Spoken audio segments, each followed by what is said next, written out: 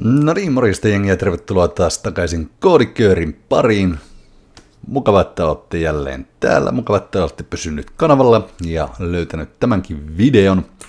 Ja tänään mä ajattelin, että tässä ollaan jo parissa edeltävässä videossa sivuttu hieman tätä luokkien käsitettä ja luokka-ajattelua, mutta ei ole vielä ehditty puhua siitä yhtään sen tarkemmin, niin omistetaanpas tämä koko video nyt näille luokista ja olioista puhumiselle. Eli mitäs ne luokat ja varsinkin mitä nämä oliot oikein on? No aletaan tutkimaan. Tässä meillä on kuva, ja jos mä kysyisin teiltä, että no mitä tässä kuvassa on, niin jokainen varmaan osaisi sanoa, että no tässä kuvassa on koiria, eikö niin? Siinä on erinäköisiä, erikokoisia eläimiä, mutta se mikä näille on yhteistä on se, että ne on kaikki koiria, eikö niin? Eli me voidaan nyt kirjoittaa tähän, että tämä on koira. Pannaanpas vähän isommalla. Näin. Eli se, mikä näille on yhteistä, on se, että ne on kaikki koiria. Tässä on kultainen noutaja, dalmaattialainen, englannin bulldogki, saksan paimenkoira, länsi-ylämaan terrieri ja toi nyt on varmaan jonkunnäköinen spanieli tossa. Mutta nämä on kaikki koiria, eli näiden eläinten luokka on koira. Se, mikä näille kaikille on yhteistä, on se, että ne on koiria. No, sitten jokaisella näistä koirista, niillähän on tiettyjä asioita, jotka on niille yhteisiä, eikö niin? Jokaisella näistä koirasta on todennäköisesti nimi.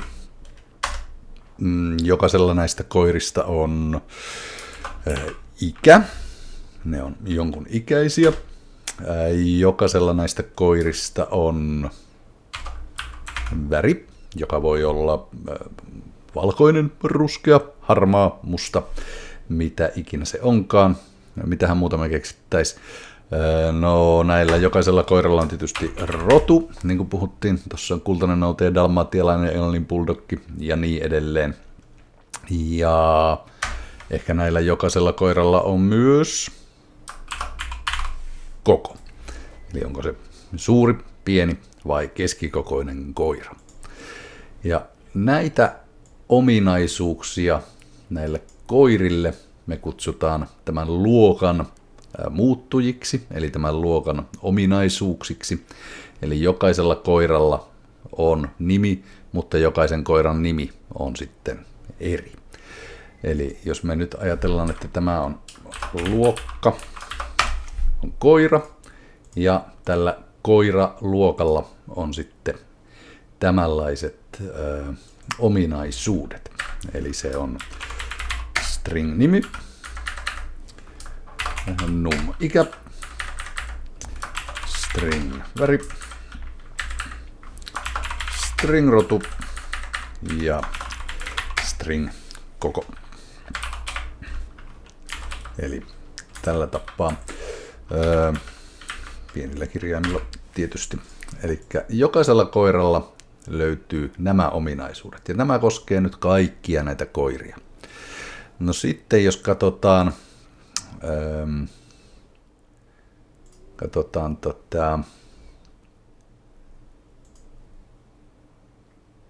tuostahan me löydettiin nuoli, niin nyt vaikka tätä yhtä tiettyä koiraa. Katsotaan vaikka tätä meidän englannin bulldoggia tässä.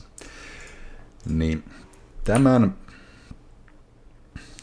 koiran nimi on nyt vaikkapa Bob. Sen ikä, sanotaan nyt, että Bob on vaikka 5 vuotta. Sen väri on ruskea valkoinen. Sen rotu on englannin bulldogki. Ja sen koko on keskikokoinen. Eli nyt me ollaan kuvattu yksi tietty koira nimeltään Bob ja annettu sille nämä kaikki, tai näihin kaikkiin sen ominaisuuksiin tietyt arvot. Eli jokaiselta koiralta löytyy nimi, ikä, väri, rotu ja koko, mutta tämän yhden kyseisen koiran nimi on Bob, ikä on 5, väri on ruskeavalkoinen, rotu on englannin bulldogki ja se on keskikokoinen koira. Tällä tavalla, eli otetaanpa toinen esimerkki vielä. Puhutaan vaikka tästä meidän saksanpaimenkoirasta täällä. Ja sanotaan, että tämän saksanpaimenkoiran nimi on Rex. Se on 7-vuotias. Se on ruskea ja musta. Sen rotu on saksanpaimen koira ja sen koko on suuri. Eli käytetään näitä aivan täsmälleen samoja ominaisuuksia, samoja muuttujia, jotka kuvaavat kaikkia koiria, mutta annetaan niille tietyt arvot kuvaamaan tätä yhtä tiettyä koiraa, joko Bobia tai Rexia tai ketä tahansa näistä muistakin. Ja tällöin Rexistä ja Bobista tulee oman luokkansa ilmentymiä, eli ne on koiria, mutta ne ovat tietyn tyyppisiä koiria, jolle on annettu nämä tietyt määreet ja silloin niistä tulee olioita. Eli puhutaan olio-ohjelmoinnista, mennään siihen syvemmin sitten jossakin vaiheessa, mutta englanniksi tämä on ehkä vähän helpompi, se on luokat on classes ja oliot on objects, eli luokat ja sen ilmentymät eli objektit, mutta suomeksi se on käännetty muotoon oliot. No, lähdetäänpä katsomaan tuohon koodin puolelle, että mitä tämä nyt sitten oikeastaan käytännössä tarkoittaa. Eli jos hypätään tähän meidän Dartpadin puolelle, taas täällähän on meidän edellisestä videosta jäänyt tämä meidän koodinpätkä, mutta oikeastaan ei käytetä tätä nyt sen enempää, vaan painetaan tuosta ihan vaan, että new pad ja Dartpad ja saadaan täysin uusi tyhjä Dartpadi meille tänne. Ja voidaan tästä taas poistaa nämä 3 keskimmäistä riviä, eli meille jää vaan tämä meidän main-funktio tähän. Ja jätetään se vielä tyhjäksi toistaiseksi, hypätään tämän main-funktion ulkopuolelle, eli tänne näiden aaltosulkujen ulkopuolelle, ja lähdetään tekemään tänne tätä meidän uutta luokkaa, eli tätä meidän koiraluokkaa. Ja sehän onnistuu sanalla class, eli luokka. Ja sitten tälle luokalle annetaan nimi, ja se tulee isolla kirjaimella, eli luokka koira. Ja sitten avataan se meidän luokka näin. Eli nyt me ollaan tehty uusi luokka, joka kuvaa koiraa. Ja me sanottiin, että jokaisella koiralla on nimi. Me sanottiin, että jokaisella koiralla on ikä. Me sanottiin, että jokaisella koiralla on väri. Me sanottiin, että jokaisella koiralla on rotu. Ja me sanottiin, että niillä on myös koko. Eli nyt me ollaan määritelty tämän koiraluokan attribuutit, eli ominaisuudet, eli muuttujat tänne koodiin näin. Ja huomataan, että jokaisen näiden kohdalla on nyt punainen viiva tuolla alla. Ja täällähän tämä kertoo, että non-nullable instance field nimi must be initialized. Ja tämä on vähän tällainen Dartin ja ehkä monen muunkin kielen ominaisuus, että se ei tykkää, jos meillä on nolla-arvoisia tai null-arvoisia kenttiä täällä luokassa. Ja me voidaan ratkaista tämä muutamallakin tavalla, mutta ratkaistaan se tällä hetkellä nyt silleen, että annetaan sinne vaan tyhjä merkkijono esimerkiksi tänne nimeen, eli me ei vielä tiedetä mikä sen koiran nimi on, niin me pannaan sinne tämmöinen tyhjä merkkijono, eli ihan vaan lainausmerkit tonne. Samaten annetaan Ikä, se on vakiona 0, väri on vakiona tyhjä, rotu on vakiona tyhjä ja koko on vakiona tyhjä. Tämä ei ole välttämättä se kaikkein elegantein tai parasta koodaustyyliä edustava ratkaisu, ja vähän myöhemmin rakennetaan niin sanottu konstruktori, jolla me voidaan sitten suoraan siinä luontivaiheessa, kun me luodaan näitä koiraolioita, niin antaa nämä muuttujat tälle meidän koiraluokalle, mutta nyt, että päästään alkuun, niin tehdään tälle, eli pannaan vaan tyhjät arvot jokaiseen näihin. Ja nythän meidän pitää sen jälkeen sitten alkaa luomaan näitä koiraolioita, joita me voidaan nyt kun me ollaan määritelty tämä koiraluokka ja sen ominaisuudet, niin tehdä. Eli me voidaan hypätä takaisin tänne meidän main-funktioon sisälle, ja täällä me voidaan nyt käyttää tätä meidän koiraluokkaa ja sanoa, että koira Bob on uusi koira. Näin. Ja tää on nyt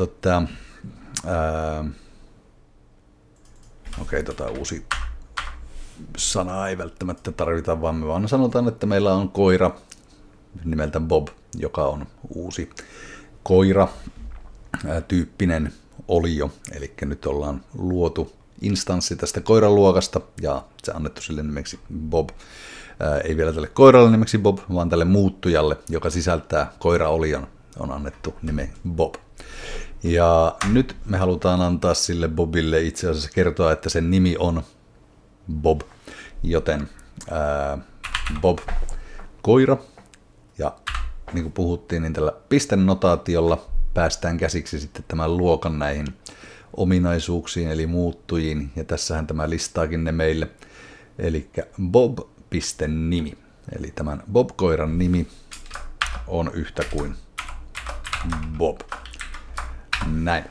Eli nyt tämän meidän koiran tai koiran muuttujan, jonka nimi on Bob, niin sen koiran nimeksi on annettu myös Bob. Samaten me voidaan antaa sille nyt ikä, eli Bob.ikä, ja sanoa, että se on 5 vuotta, ja tehdä sama kaikille muillekin näille ominaisuuksille, eli Bobin väri, Bob.väri on ruskea valkoinen, ja Bobin rotu, eli Bob.rotu on yhtä kuin englannin bulldogki,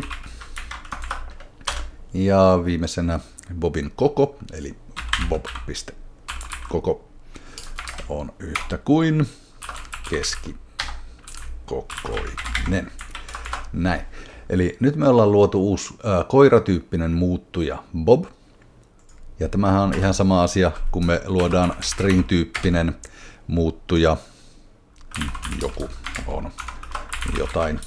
Eli huomaatte, tässä tehdään ihan sama temppu. Me annetaan sille muuttujalle tyyppi, niin kuin puhuttiin aikaisemmin, eli tyypitetään meidän muuttujat, niin se voi olla string-tyyppinen muuttuja, se voi olla int-tyyppinen muuttuja tai num-tyyppinen muuttuja, tai sitten se voi olla joku meidän itse luoma luokka, jonka tyyppinen muuttuja se on. Eli nyt meillä on yksi muuttuja, jonka tyyppi on koira, ja sen muuttujan nimi on Bob.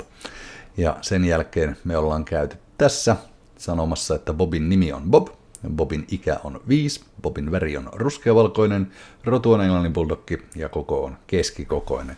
Eli nyt kun nämä koiraluokan muuttujat täällä on niin sanotusti julkisia, eli me ei olla sanottu, että niihin ei pääse käsiksi mistään muualta kuin tämän luokan sisältä, vaan me on jätetty ne tälleen julkisiksi, niin me voidaan tältä meidän main-funktiosta käydä sitten kutsumassa näitä tämän koiraluokan muuttujia, ominaisuuksia, ja tällä tavalla sitten määritellä ne.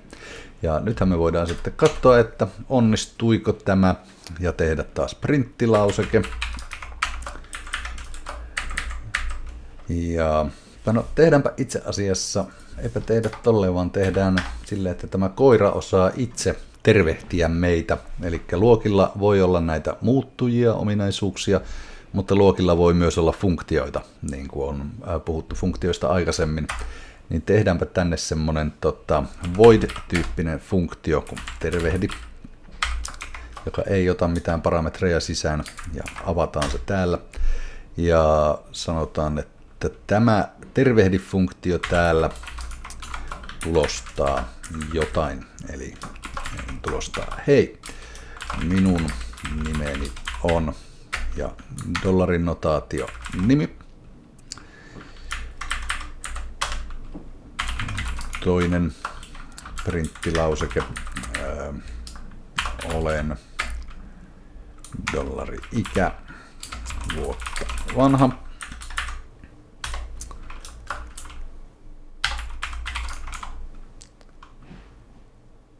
Olen väritykseltäni väri.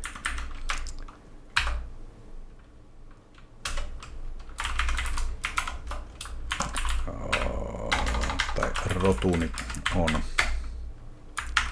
rotu.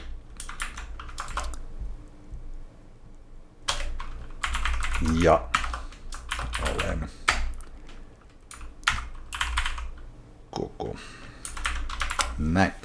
Eli nyt tämä koira, tai jokainen koira, joka me ollaan luotu tästä koiraluokasta, osaa myös tervehtiä ja kertoa oman nimensä, oman ikänsä ja niin edelleen. Ja mennäänpä taas takaisin tänne meidän main-funktioon ja kokeillaan tätä. Eli nyt me voidaan sanoa, että bob.tervehdi, jolloin nyt käydään sitten pyytämässä Bob-nimistä koiraa suorittamaan tämä tervehdi-funktio, ja sen pitäisi tulostella omat tietonsa sitten täältä. Ja kokeillaan mitä käy. Painetaan run-nappia, ja kyllä. Eli hei, minun nimeni on Bob, olen 5 vuotta vanha, olen väritykseltäni ruskeavalkoinen, rotuni on englannin bulldoggi ja olen keskikokoinen. Ja tietysti jos halutaan tehdä vielä vähän sievemmäksi, niin annetaan ne tuolla tavalla. Mutta sillä nyt ei ole väliä formattointi erikseen, mutta nyt ei tule isoja kirjaimiakaan sinne, minne ei pitäisi. Olen keskikokoinen koira. Lisäillään pisteet perään, niin äidinkielen opettajakin on iloinen, kun käytetään oikeaa suomen kielen kielioppia. Ja viimeisen kerran run-nappia, niin nyt näin. Hei, minun nimeni on Bob, olen 5 vuotta vanha, olen väritykseltäni ruskeavalkoinen, rotuni on englannin bulldoggi ja olen keskikokoinen koira. Eli nythän me ollaan luotu tämä koira-tyyppinen luokka, jolla on nämä ominaisuudet, nimi, ikä, väri, rotu ja koko. Sekä se osaa tehdä yhden tempun, eli tervehtiä meitä ja kertoa, mitä näihin sen luokkamuuttujiin on tallennettu. Ja täällä main-funktiossa me ollaan luotu uusi koiratyyppinen olio, eli Bob, ja annettu sille nimeksi Bob, iäksi 5, väriksi ruskeavalkoinen ja niin edelleen. Ja viimeiseksi pyydetty tätä meidän koiraoliota tervehtimään, jolloin se sitten tulostaa omat tietonsa tänne. Ja ihan samalla tavalla, jos harjoituksen vuoksi tehdään vielä toinen koira, ja sanotaan, että koira Rex, se on myös koira, ja Rexin nimi on Rex, Rexin ikä on 7, Rexin väri on mustaruskea. Rexin rotu on saksan paino koira. Ja Rexin koko on suuri. Ja pyydetäänpäs Rexiäkin sitten tervehtimään meitä. Näin ikäs.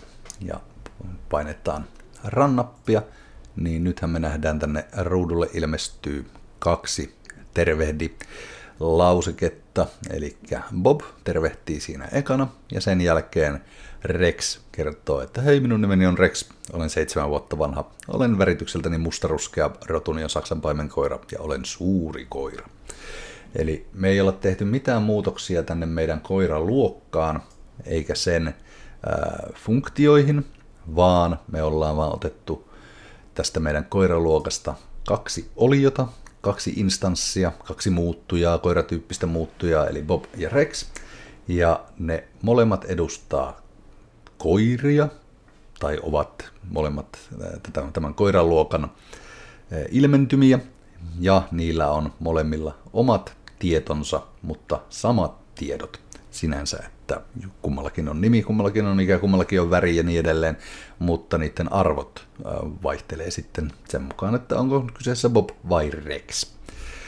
Eli tässä hyvin lyhyt johdanto luokkiin ja olioihin. Jatketaan tästä puhumista vielä tulevissa jaksoissa paljon tarkemmin, koska tämä olio-ohjelmointi on hyvin, sanotaanko semmoinen monimutkainenkin juttu, saattaa olla, ennen kuin sen hoksaa, ja sen jälkeen se tuntuu hyvin luontevalta ja loogiselta.